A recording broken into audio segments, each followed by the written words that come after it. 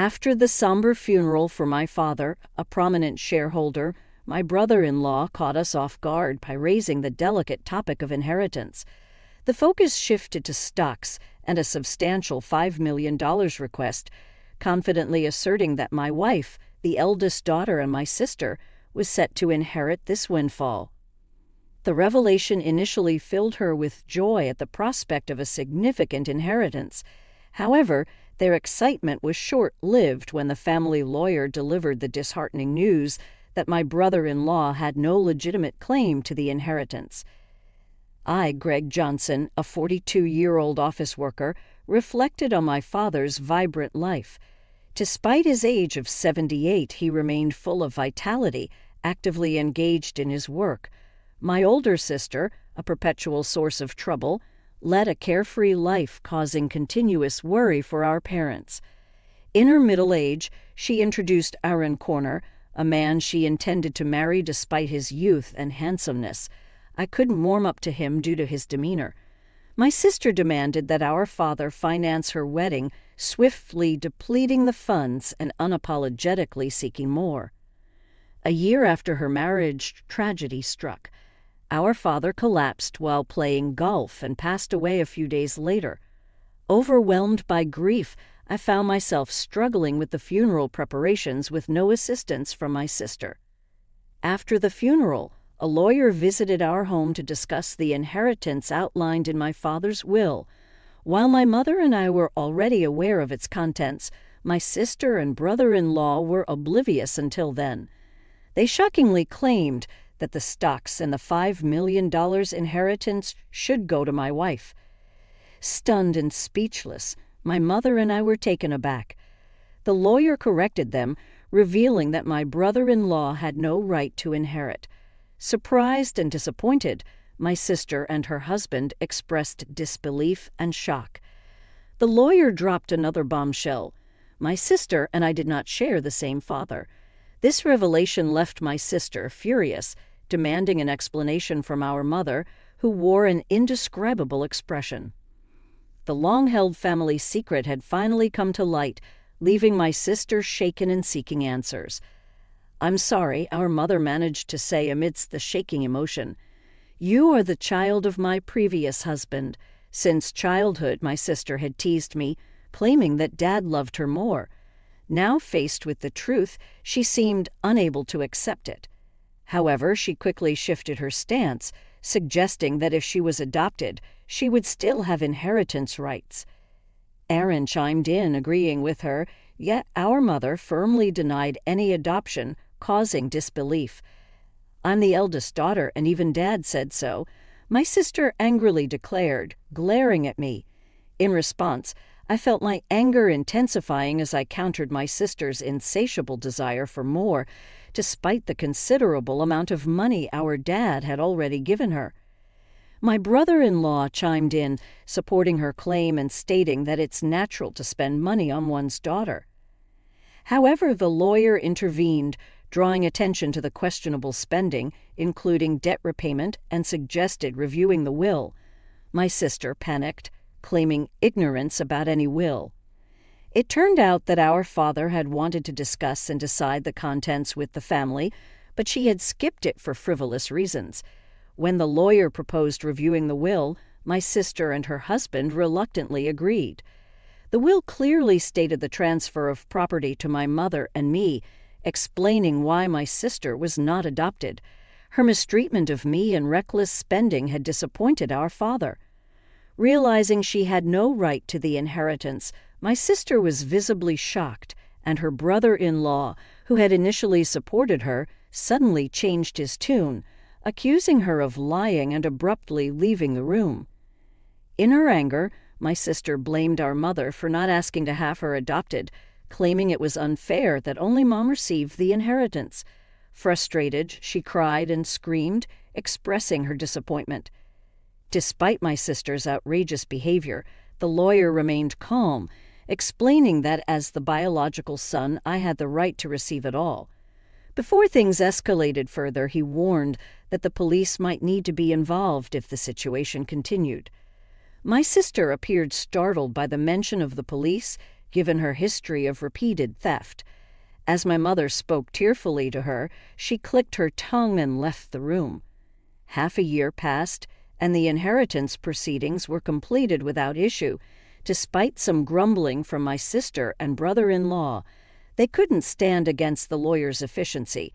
My mother gave my sister a small amount of money, but I had no intention of interfering. The frustrating part for our family was that the two had disappeared.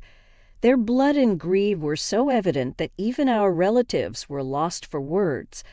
One day my wife suggested that my mother, daughter, and I go out to eat. Since my father's passing, our mother had been down but showed smiles when with her granddaughter. I suggested to my mother, "Why don't you live with us?" "But you know, Rook still comes home occasionally," I added. "Sis only comes around to beg for money, doesn't she? How long does she plan to keep this up?" The reason my mom defends my sister is that she is her blood-related child, and there might be concern that if we visit our family home, my sister might cause trouble again. Understanding that, I told her to take her time thinking about it and then drove my mom to our family home. Upon arrival, we encountered something unexpected. The lights were on in our supposedly empty home. It wasn't the time for the helper to come, so we were puzzled. I parked the car, suggesting, "Let's go up and have some coffee with Mother." We got out of the car and headed to the entrance, but the moment we approached the door, a car came rushing in. "Mom, watch out." Hearing my daughter ahead of me, I shielded my wife with my body. The car just grazed me, and I managed to dodge it, but I collided with a nearby flower bed, injuring myself badly. The car stopped after hitting the garage door. "Are you okay, Dad?" My wife and daughter rushed over, supporting me. Mother was trembling in shock at the sudden event, understandably. From that moment on, a day of turmoil began. I was taken to the hospital by ambulance and had to be hospitalized briefly. Later, I heard that Aaron Mourner, my brother-in-law, was driving the car. According to the police, he explained that he mistook the accelerator for the brake. However, I had my doubts about that story. Amidst all of this, my sister and mother visited me in the hospital. Mother left briefly to arrange flowers, and during that time my sister coldly looked at me and said, "You're only tough in body, huh?" with a slightly disappointed tone. I couldn't help but give her a smile. If I had died in the accident, Mom would inherit everything, right? "Messed up your plan," I said a bit sarcastically. My sister looked uneasy. "You planned this, didn't you?" When I asked, my sister looked away, and I added, "But I won't be accepting Mom's share, so it won't work out for you." My sister looked surprised at this. She probably thought I would naturally accept it. "I have a wife and kids, so I'll pass the inheritance to them. It's not strange for the head of the family to think that way. Even so, I've made a will early, like Dad did," I explained. My sister was taken aback at this. "What? So that means—" "Yeah, unfortunately, my share of the inheritance won't go to Mom," I confirmed. My sister stared at me, then began to shake with anger. "There's $5 million, right? You could at least share a bit." When I immediately refused, my sister furiously grabbed my collar. "I'm your sister. We should split it." Whether it was the amount of the inheritance that drove her mad, she continued to scream in a very aggressive voice. I felt pity for my sister. "It's that greedy attitude that disappointed Dad? Don't you get it?" My sister's face turned even redder, and she grabbed my neck. "Bro, stop it." Mother, who had just returned, scolded her loudly. Then the nurses called by the nurses call button arrived and escorted my sister out of the room. The room mother seemed to want to protect my sister, but my sister had lashed out at her too. As she left, she asked, "Why did she turn out like this?" Hearing Mother say this sadly, I felt a pain in my heart. Later, Mother's health deteriorated, and she fell off gradually, weakening. My wife and I started visiting the family home more frequently to support her, but this seemed to upset my sister. Probably she encountered my wife when coming to ask for money or heard about it from Mother. One day my sister called my cell phone. From now on, we will take care of Mom. You guys don't need to come." However, my sister wasn't listening and said, "We've already decided," before hanging up. My wife told me she had been turned away by my sister too. Concerned about how my sister, who had no experience in household chores or living, would manage, I quickly contacted Edmother. To my surprise, I found out that my brother-in-law had experience in caregiving. Mother was still independent, not yet in a worrying state. This reassured me. However, within just a month, Mother was rushed to the hospital in an ambulance. It was said to be due to a medication dosage error. When we rushed to the hospital, Mother was shockingly weak. The doctors also seemed puzzled by her condition. I couldn't recall such a mistake ever happening before. Leaving my wife to care for Mother, I went to our family home, which was in a terrible state. Despite my mother's love for cooking, the usually well-stocked fridge was shockingly empty. Even the helper had been swiftly dismissed. Feeling ashamed of trusting my sister, even a little, anger surged within me. Checking the safe where valuables were kept, I discovered a large amount of money missing from Mother's passbook. The passbook with the inheritance was secure in a bank locker, but there was hardly any money left for living expenses. Returning to my mother, I explained the situation and revealed my sister's betrayal. Brooke did such a thing. Mother seemed unaware of the passbook issue and showed a shocked expression. "Mom, I don't think you should let them into that house. They claimed they would take care of you, but the state of that house was the worst, and you've gotten so frail. Haven't they been feeding you properly?" I spoke with concern. Hanging her head, Mother said, "Mom, let's live together. I'll build a new house, and we can live there together." Moved by my suggestion, Mother shed tears. However, her condition continued to worsen. Despite the doctor's best efforts, they, along with my sister, seemed to weigh heavily on her. Ultimately, Mother passed away without recovering. When I went to the family home for the funeral, all the valuable items had disappeared. It seemed that my sister and brother-in-law, in need of money, had taken them. Standing in the desolate place, I was overcome with anger. I had to find a way to make my sister take responsibility for Mother's sake, and as an atonement for what she had done. The day after Mother's funeral, my sister and I met at the lawyer's office to discuss the inheritance. But as her daughter, "I'm entitled to Mother's inheritance," my sister said with a sense of superiority that made me laugh involuntarily. She seemed to be under some misconception. "Let's open the will," I suggested. As the lawyer revealed the contents of the will, my sister turned pale. "You're joking. Why, bro, you're not entitled to any of the inheritance. This is in accordance with Dad's wishes," I explained. My brother-in-law started to get angry, but the lawyer had nothing else to say except repeat the same thing. "This must be a mistake. Bro is her child, isn't she?" My brother-in-law suddenly became furious, throwing things off the table. "Are you trying to trick us? We won't let you get away with this. Give us the inheritance now." My sister accused my brother-in-law of planning to kill Mother. He glared at me unpleasantly. "I wouldn't do such a thing," he said defensively. "Why did the medication error occur then?" I asked. My brother-in-law appeared annoyed. "I don't know anything about that. It's impossible that I can't inherit.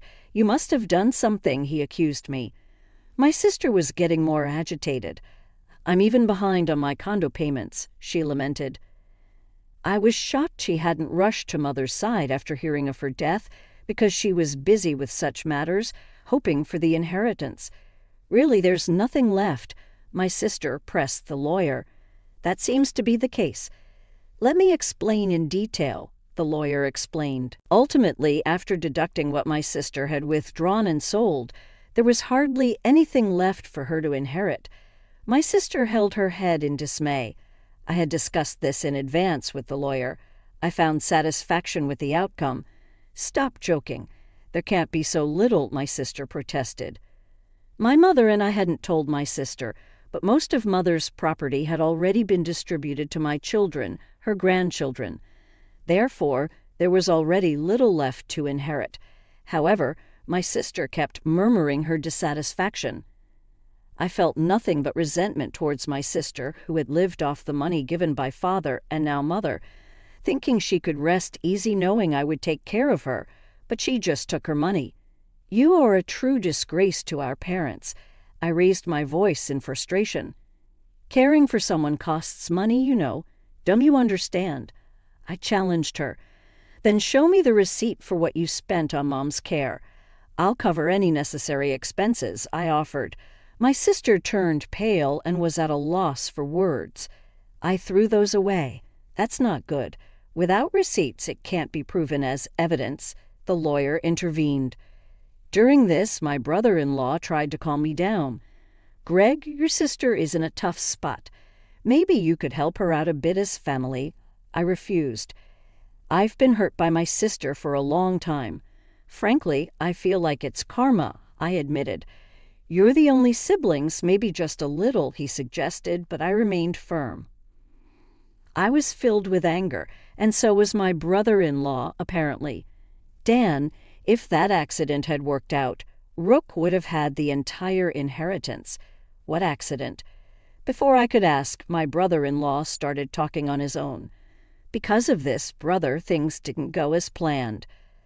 I was supposed to get a new car, but now there's barely enough money left even for repairs. My sister tried to stop him, but it was too late." "That's a pretty serious statement. You could be accused of fraud." The lawyer held a recorder, smirking at my sister and brother-in-law. "What the heck? Isn't that against the rules to do that?